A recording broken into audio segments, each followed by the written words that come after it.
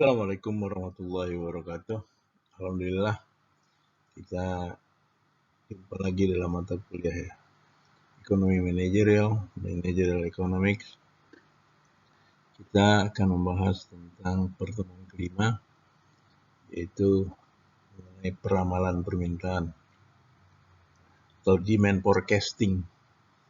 Kata-kata peramalan itu memang kadang-kadang agak menimbulkan interpretasi yang agak beda. Tapi kita pakailah itu demand forecasting.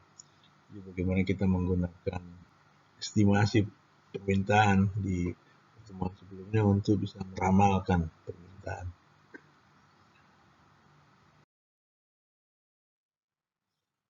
Pokok bahasan kita akan mencakup peramalan kualitatif, ada survei, ada jajak pendapat, kemudian peramalan kuantitatif, analisis deret waktu itu satu peramalan yang paling naif karena berdasarkan data masa lalu digunakan untuk meramalkan.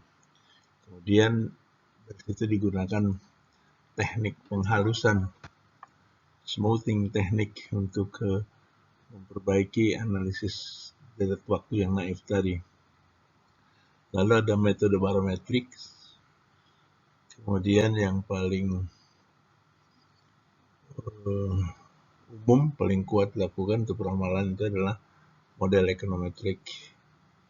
Ada juga sih peramalan input output, tapi ini biasanya yang lebih agregat di atas perusahaan, misalnya sektor atau industri, tingkat makro baik regional maupun nasional.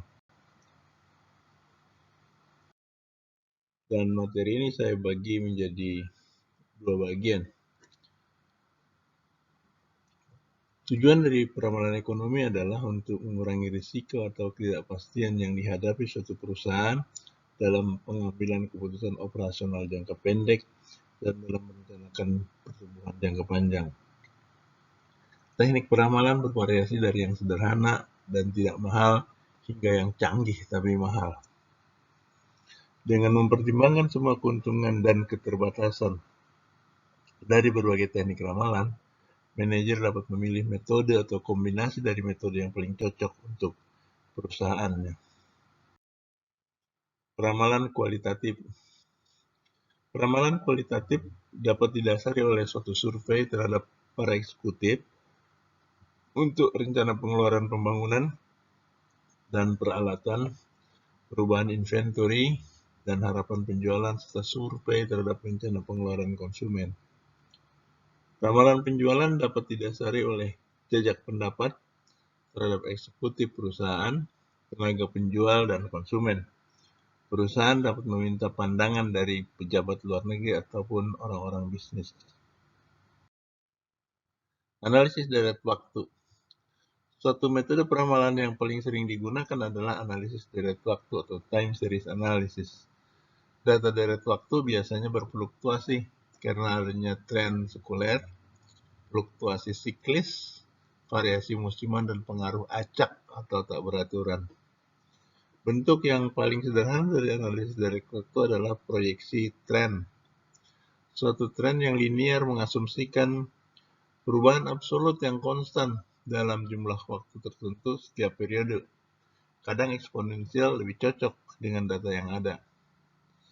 Dengan memperhatikan variasi musiman, dapat meningkatkan ramalan tren secara signifikan.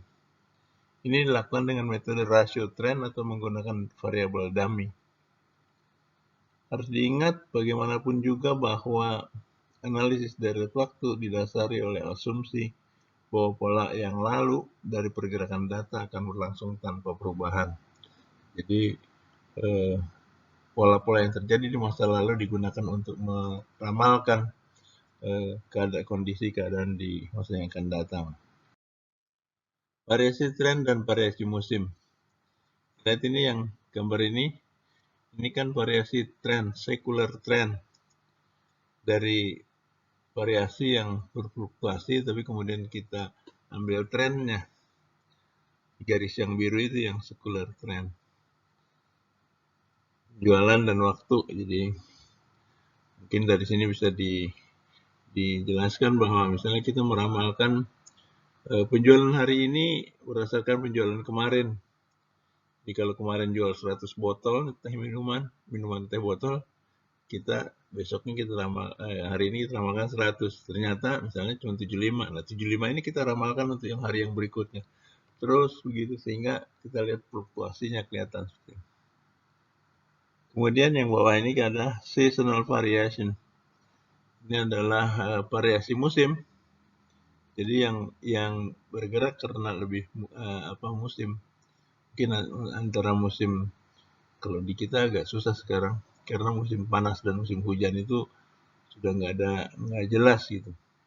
Tapi misalnya kebutuhan atau permintaan untuk musim panas dan musim dingin itu kan musim hujan itu kan beda. Misalnya paling jelas adalah misalnya permintaan payung atau permintaan jas hujan. Nah, komunitas orang naik motor itu kan banyak, pasti kalau musim hujan itu permintaan terhadap jas hujan akan naik. Jadi tetap ada variasinya antar musim. Musim tidak hujan dan musim hujan. Proyeksi tren, particular trend. Linear trend itu adalah ST sama dengan S0 plus BT, ini kan persamaan linear. Di mana B adalah pertumbuhan per periode waktu. Kemudian constant growth rate, ST sama dengan SO, S0 kali 1 plus G pangkat T.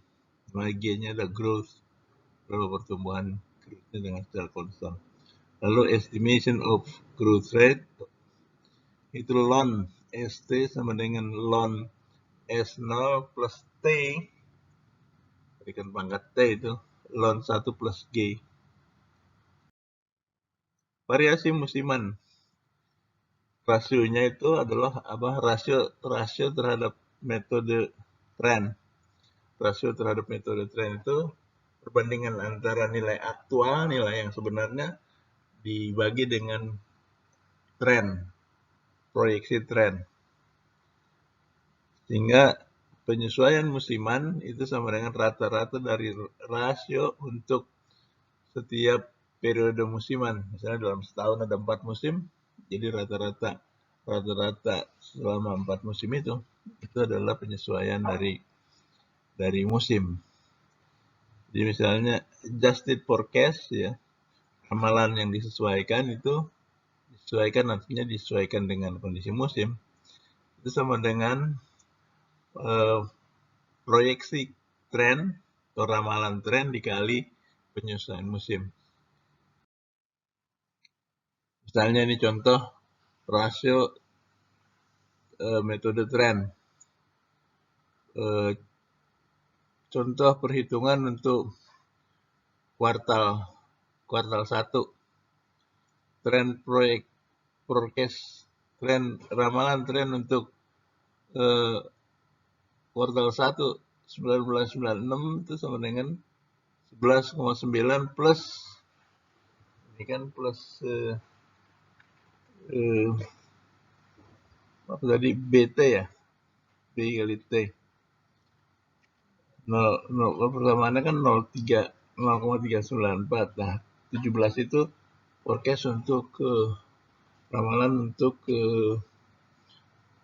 musim atau quarter 1. Di seasonally adjusted forecast untuk kuartal 1 1996 itu adalah kan dia kan tadinya kan 18, ketemunya 18,6 tuh. Nah, setelah disesuaikan dengan musim itu jadi 16,5. Gimana ngitungnya ini, lihat. Untuk kuartal 1 misalnya kuartal 1 92, 93, 94 kan ada data 4 tahun dari tiap kuartal. Forecastnya itu, tren forecastnya itu 92 itu 12,29, 93 itu 13,87, 94 itu 15,45.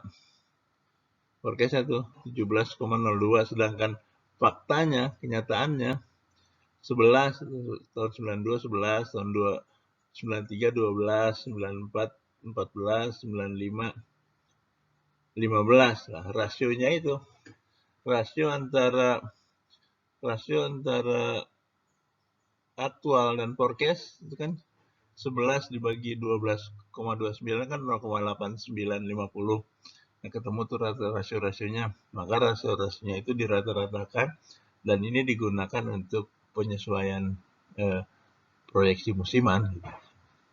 Jadi 0,8869 itu penyesuaian atau koreksi musiman. Jadi di tahun 1996 itu kan beras kalau tren aja kan 18,6, tapi karena dikoreksi dengan pengaruh musiman ini jadi 16,5.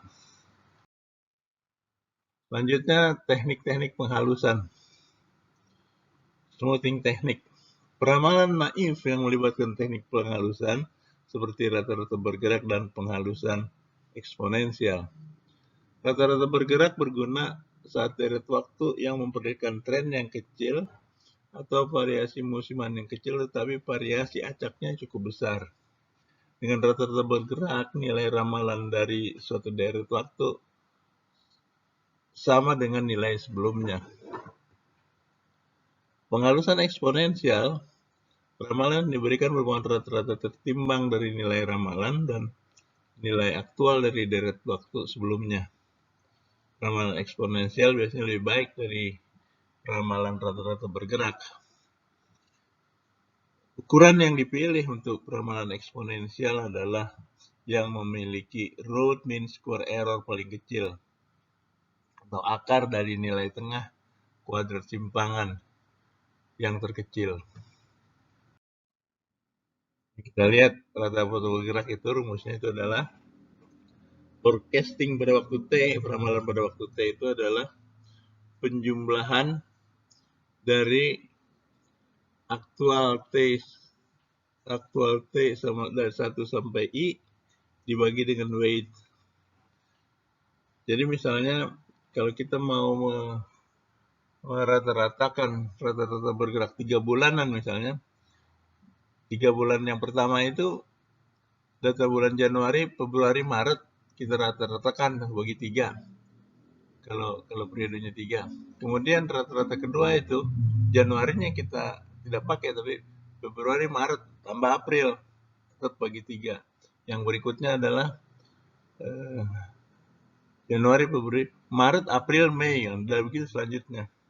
Jadi nilai FT adalah nilai forecast untuk waktu T, A T-1 adalah nilai rata-rata aktual untuk rata-rata bergerak, dan W adalah jumlah pengamatan.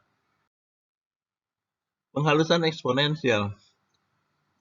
Penghalusan eksponensial adalah penghalusan tertimbang untuk, misalnya di sini untuk FT plus 1, W ini weighted itu bobotnya, di bobot W AT plus 1 min W FT.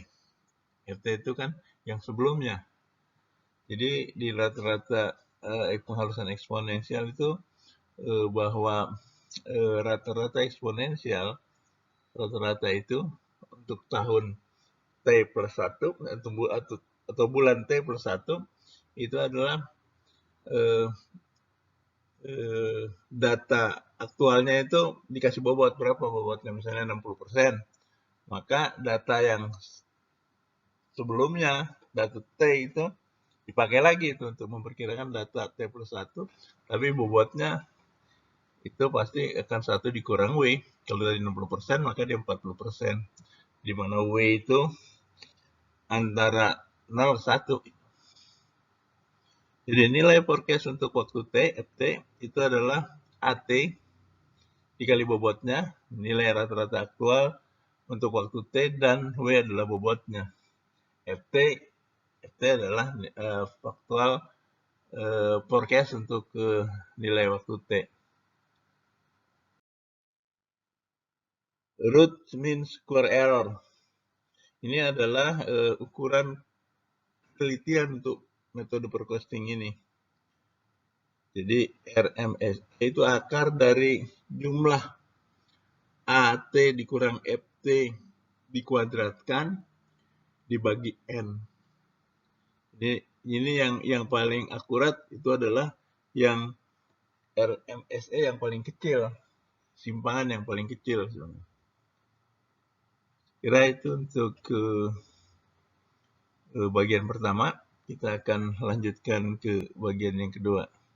Terima kasih. Assalamualaikum warahmatullahi wabarakatuh.